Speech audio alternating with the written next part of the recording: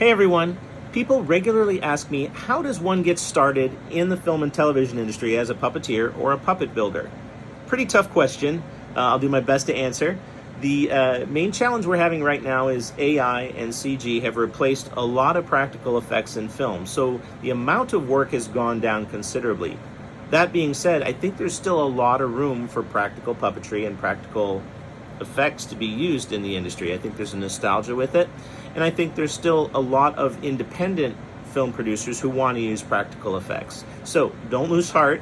If this is what you want to do, I absolutely say pursue it. I'd love to keep this art form alive, especially in this industry where it's been for so long. I'd hate to see it go away. So I believe there are 3 basic steps to being successful in pursuing either side of that career. The main one, the number one key, is to build up your skills. Whether you're building or puppeteering, you need to have muscle memory. You need to know the skills. You need to know how to do the job you want to do.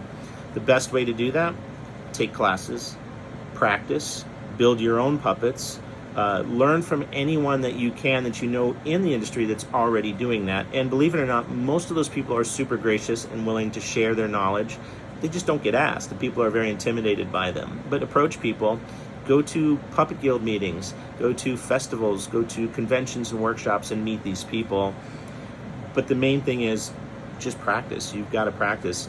When I first started, one of the things we did is one night every week, a group of 4 or 5 of us would get together, and we had a handful of puppets. We would throw up a camera and a monitor, and we would just lip sync to songs, just practice. And practice not just lip sync, practice going in and out of frame, practice creating emotion with the characters, maybe do a whole scene with no dialogue at all, and really start to learn how to use that puppet as a tool and develop character.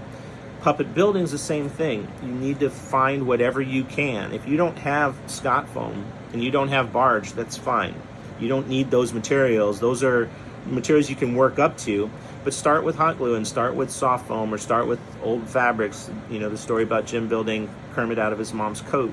Use what you have. Don't go cutting your mom's coat up though. But thrift stores are great. You can go find old pillows and things. You can get foam from different sources. But the main thing is start building. You want to practice. You want to start to learn how to use shapes and different tools. So take every opportunity you can to build up your skill set. The second step is people need to know who you are. They need to find you. Back when I started, that was the most difficult part, is you really had to know somebody. Nepotism was very important, and it didn't have to be through family. It could just have been an acquaintance or the right place at the right time. You had to be somewhere where you met those people. Now, because of social media, you have a global audience. Start putting your videos up. Shoot video. If you want to be a puppeteer, start shooting videos. There's a couple puppeteers right now that are online all the time doing videos, and they're fantastic. But if you go back and watch a few years ago when they first started, they were very green, but they continually practice. They put videos up every day, and they practice, and their careers, you can watch the progression of their careers online. But that's a great way to do it. You need people to know who you are and what you're capable of. Also, join organizations.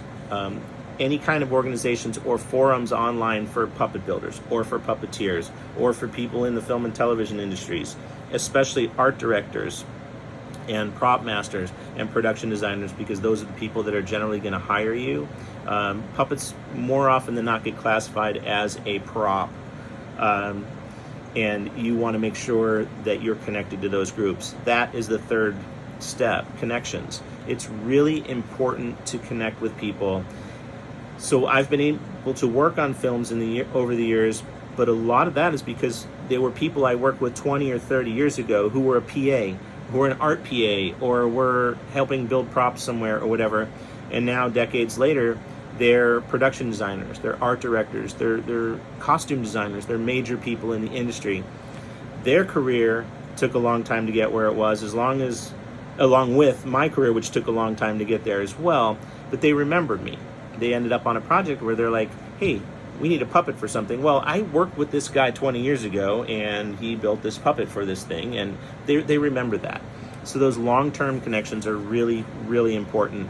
Short-term connections are also important. Join organizations. Join IAPA, join the Puppetry Guild, join any kind of film organization, or get in the directories, get in the 411 directories, get in the Blue Book, advertise, promote yourself for what you do. Just make sure if you're doing that, you're ready to do it, because if you do get called, they're going to expect you to be able to show up on set and be able to deliver, and you want to make sure you're at that point and you're comfortable.